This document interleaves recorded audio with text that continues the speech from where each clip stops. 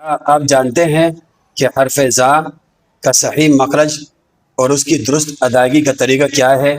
آئیے آج صرف 1 منٹ میں حرف زا کا صحیح مخرج اور اس کی درست ادائیگی کا طریقہ سیکھتے ہیں۔ حرف زا عربی حروف تہجی کا 11واں حرف ہے۔ حرف زا کا مخرج زبان کی نوک جب سامنے کے اوپر اور نیچے کے دانتوں کے درمیان آ جائے تو اس وقت یہ حرف ادا ہوتا ہے۔ زبان کو باہر نہیں نکالیں گے، اگر زبان باہر نکلی تو یہ حرف زا سے تبدیل ہو کر زال بن جائے گا۔ اگر زبان باہر نکالیں گے تو لفظ کی ادائیگی اس طرح سے ہوگی را، جبکہ یہ غلط ہے۔ درست طریقہ اس کے پڑھنے کا کیا ہے؟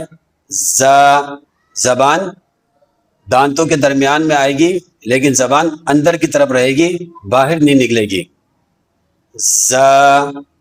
زا الف زبر زا، زا واو پیش زو، زا یا زیر زی، زا زو زی، زا واو زبر زو، زا یا زبر زئی، زو زئی۔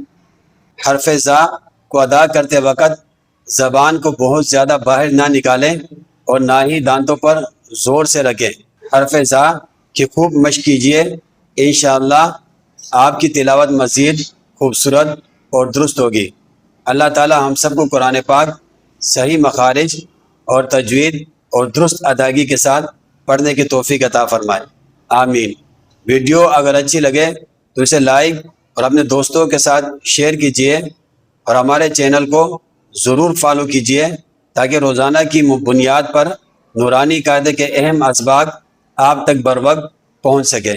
السلام علیکم ورحمۃ اللہ وبرکاتہ۔